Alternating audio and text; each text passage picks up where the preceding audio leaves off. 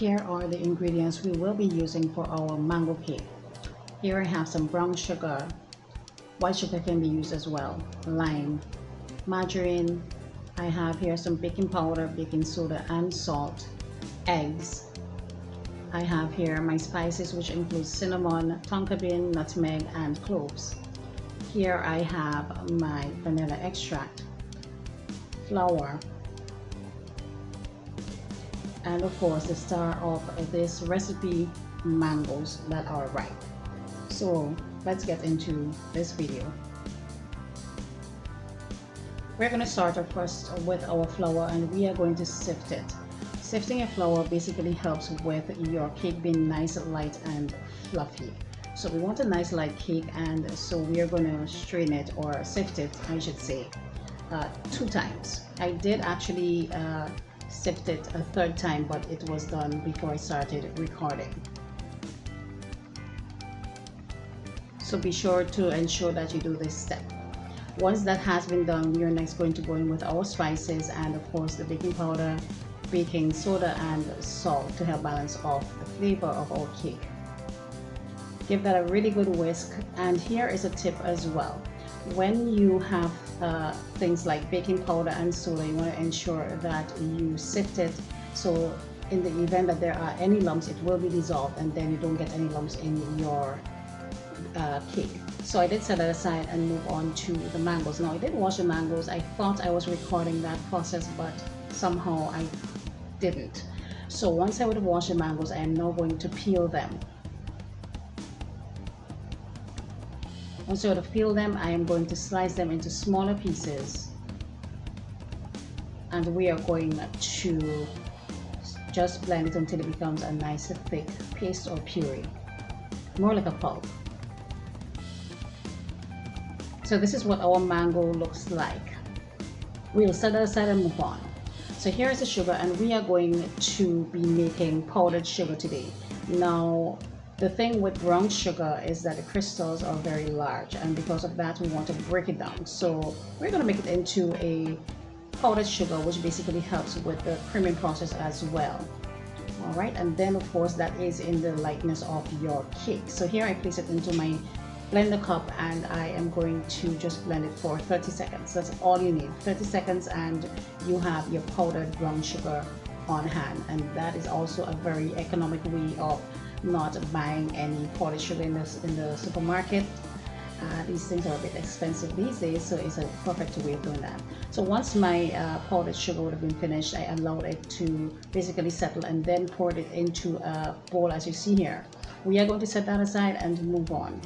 Next I'm going in with my mangoes. So I'm going to do the same thing, only that the time would be less, because we want to get a thick consistency, a thick paste like consistency. That's what we are looking for. So next I place it onto the blender, and I am just going to pulse it for roughly 10 to 15 seconds thereabout. It could be less than the 15 seconds, and this is the consistency that you are looking for. I will set that aside and move on. I'm using my hand mixer today, so to a large bowl I just added my softened margarine, and I just like to break it down before I add in the sugar. So once I add in my powdered sugar, I'm going to whisk it until it's light and fluffy, roughly 5 minutes thereabout. And once that is done, as you see here, we are next going in with the eggs. And I did add in a little bit too much at the same time, and that is because the egg yolk has broken. They were broken, yeah, when I was breaking it to put it into the bowl. So that's what happened. But initially you want to ensure that you add in your eggs one at a time. So after I add in all of the eggs, I went in with my vanilla extract and also my lime. Now you don't want to leave out adding lime to your baked goods, especially goods that has eggs. It basically helps with cutting the freshness off your egg, as well as giving your cake a nice flavor. All right, so it really does amp up your flavor profile in your cake. So once we did that, we are adding in the puree, and we are going to whisk until it is thoroughly combined. Once that is done, we are moving on to the spatula, and I'm just going to gently fold it around just to make sure that any excess that may not have been properly mixed in is now mixed in together with the rest of the batter. And now we are adding in our dry ingredients, and we are adding it in some at a time, and that is to help with over mixing. Now what I love about folding in my ingredients for cakes is the fact that you can control your movements, and that helps with you not having a very tough cake on hand. Alright, so once I would have done that, as you can see here, this is what it looks like. We are next going to place it into a pan, a baking pan. Ensure that you lightly grease and flour your pan, that way your batter do not stick to it and then makes it difficult for you to remove it from the pan. Alright, so I'm just going to add that in there, and yes, and after I would have done that, I give it a quick tap, a few taps, well, just to ensure that no bubbles, or air bubbles that is, are in there. Alright, and so that the cake can bake evenly as well. So once I would have done that, I am going to place it into a preheated oven at 325 degrees. And after that time, I did remove it. Now, I did leave it in for roughly about an hour plus, and that is because the cake was a tall one and I used a smaller pan. And of course, you want to ensure that the cake is properly cooked with the mango in there. You just want to make sure that it's nice and cooked.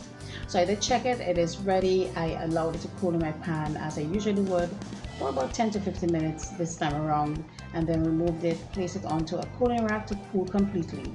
And now we are going to slice it through so that you can see what it looks like. Now this cake is very moist and very, very delicate, so you want to be super careful with it, but it's absolutely delicious. Another tip here is that if you don't like your cake too brown, you can always place a piece of foil halfway through the cooking process. Now my cake is brown simply because I used brown sugar as well as the color of the mango. Alright, so this is what it looks like, and yeah.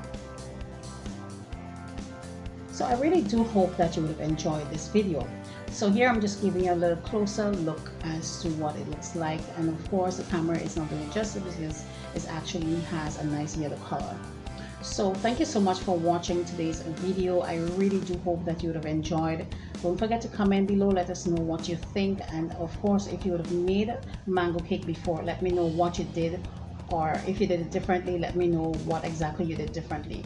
We are always looking forward to your comments, and of course we love to hear from you guys. So until the next time, see you in our next video.